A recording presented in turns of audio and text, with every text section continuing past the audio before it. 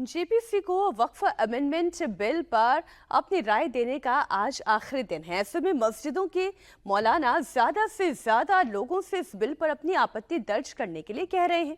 All India Muslim personal law board के सदस्य मौलाना खालिद रशीद फिरंगी महली का कहना है कि ये बिल वक्फ के लिए फायदेमंद से ज्यादा नुकसान वाला है।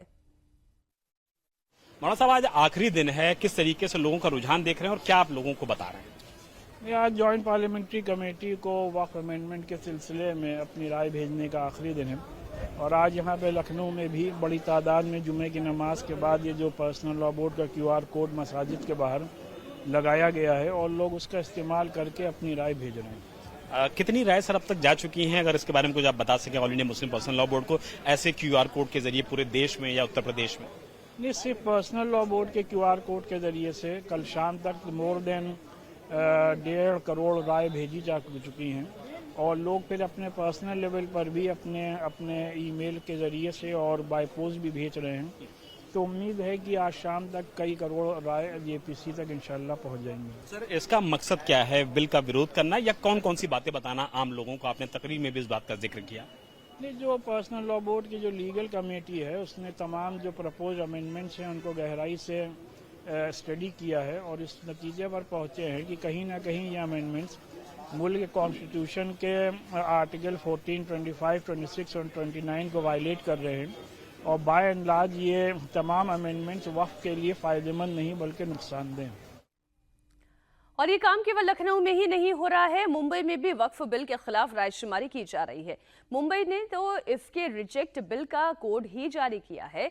देखिए कैसे सड़कों पर रिजेक्ट वाला पूरा बैनर लेकर मुस्लिम समाज के लोग सड़क पर घूमते हुए नजर आए हैं। वो वक्फ बिल में संशोधन के खिलाफ हैं।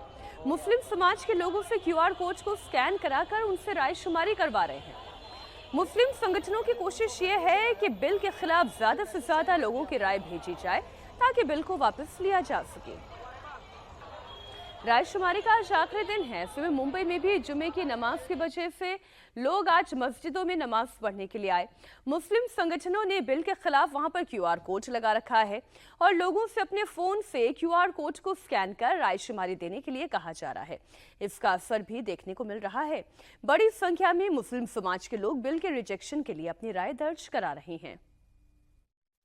नमाज के बाद अब यहाँ पर जो नमाजी बाहर निकल रहे हैं, मस्जिद की दीवारों पर इस तरह से QR कोड जो है उसे चस्पा किया गया और इसी QR कोड को अब स्कैन करने का काम जो नमाजी नमाज के बाद बाहर आए हैं वो कर रहे हैं। इस QR कोड में all India Muslim personal law board की तरफ से एक प्री रिटन ड्राफ्ट लिखा गया है। जैसे ही कोई नमाजी इस ड्राफ्ट को, इस QR कोड को स्कैन करता है तो वो जो प्री रिटन ड्राफ्ट है वो उनके मोबाइल में जीमेल के फॉर्मेट में आ जाता है। उस कंटेंट को पढ़ने के लिए कहा जाता है और अगर इस कंटेंट से सहमत है नमाजी तो उसे सीधे सीधे वो सेंड कर सकते हैं जेपीसी को। अगर कोई अपनी बात जो है वो ऐड ऑन करना चाहते हैं तो वो ऐड ऑन करने की भी जो है जानकारी यहाँ पर नमाजियों को दी जा रही है। सामने आप तस्वीर देखिए, चूंकि भीड़ आज काफ़ी ज़्यादा है, ऐसे में सड़क पर भी खड़े रहकर QR कोड जो है वो दिखाया जा रहा है। आप ये सोच रहे होंगे कि आखिर इस बिल में ऐसा है क्या जिसकी वजह से मुस्लिम संगठन इसका विरोध कर रहे हैं। तो आइए आपको बिल के कुछ प्रावधानों के बारे में बता देती हूं जिसकी वजह से इसका विरोध किया जा रहा है। दरअसल अभी वक्फ बोर्ड में गैर मुस्लिम मेंबर नहीं हो सकते हैं, लेकिन नए बिल में गैर मुस्लिमों को भी जगह दी जाएगी। अभी सर्वे के लिए सर्वे कमिश्नर का प्रावधान है, लेकिन नए बिल के मुताबिक DM या डेप्यूटी कलेक्टर को ही सर्वे कमिश्नर बताया गया है। अभी फिलहाल वक्फ के फैसले को कोर्ट में चैलेंज नहीं किया जा सकता है, लेकिन नए बिल में कोर्ट के फैसले को 90 दिन के अंदर अंदर सीधे हाई कोर्ट में चुनौती दी जा सकती है। साथ ही धारा 40 को खत्म कर दिया गया है, जिससे वक्फ को मनमानी की पूरी छूट दी गई थी। इन्हीं संशोधनों के खिलाफ मुस्लिम धर्मगुरु अब आवाज उठा रहे हैं। मैंने यही मौक़िफ़ वहाँ इख्तियार किया था कि हम इस बिल के मुखालिफ हैं। इसकी दफ़ात के ऊपर बहस करना कि इसमें ये तरमीम कर दी जाए, इसमें हम इसके मुखालिफ हैं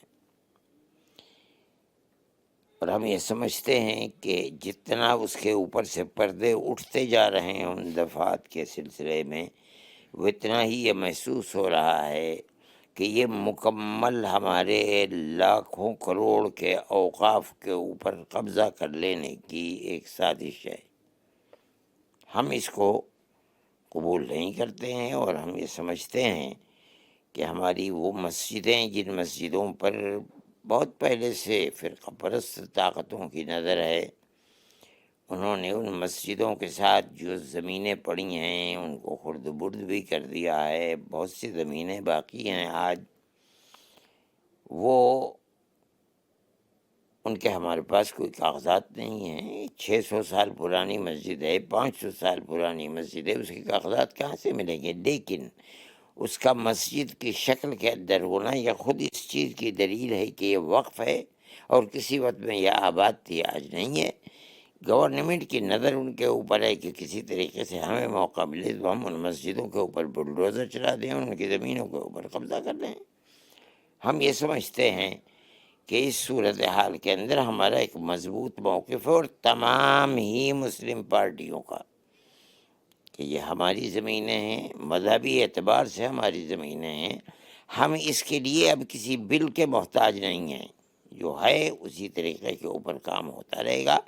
ये कहना कि जो बिल से पहले वक्फ बोर्ड है उसके अंदर किसी की हिंदू की ज़मीन पर हाथ रख के मुसलमान ये कह दे कि ये ज़मीन वक्फ की है, ये जो एक झूठ का तुमार है। ये कभी हो नहीं सकता है कि किसी हिंदू की ज़मीन के ऊपर, हमारा ईमान है, हमारा अकीदा है कि कोई ऐसी ज़मीन जो किसी दूसरे की है उसके ऊपर मस्जिद नहीं बन सकती है। अगर मस्जिद है हम खुद उस मस्जिद को तोड़ देंगे, वो मस्जिद नहीं है।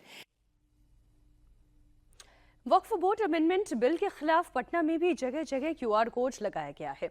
मुसलमानों से इस बिल पर आपत्ति दर्ज कराने की मांग की गई है। पटना की जामा मस्जिद में खुद मौलाना दीवार पर QR कोड चिपकाते हुए नजर आए। जामा मस्जिद के मौलाना का कहना है कि इस नए बिल के कारण किसी भी मुसलमानों को इसकी बिल की जरूरत ही नहीं है। पटना में जामा मस्जिद के मौलाना खुद QR कोड जो है वो चिपका रहे हैं। यहाँ जामा मस्जिद के ठीक जो बाहरी गेट के पास का हिस्सा है, यहाँ पर इस तरह के QR कोड चिपकाए जा रहे हैं ताकि लोग इसे स्कैन करें और वक्फ बोर्ड को लेकर JPC के सामने जो अपनी आपत्ति है वो दर्ज कराएं। हमारे साथ हैं जामा मस्जिद के मौलाना। ये बताइए कि QR कोड जो आप चिपका रहे हैं, मकसद क्या है? जी, जैसा कि आपको मालूम है, एक वक्फ बिल लाया गया है 2024, जिसमें बहुत सारी तब्दीली की गई है, जिसकी किसी मुसलमान को भी ज़रूरत नहीं है। जब ये बिल लाया गया तो उसके अंदर बहुत सारी ऐसी बातें थी, अगर वो चीज़ लागू हो जाए, अगर वो कानून बन जाए तो ज़मीन पर कब्ज़ा करना दूसरों के लिए, यहाँ तक कि हुकूमत के लिए भी बहुत आसान हो जाएगा।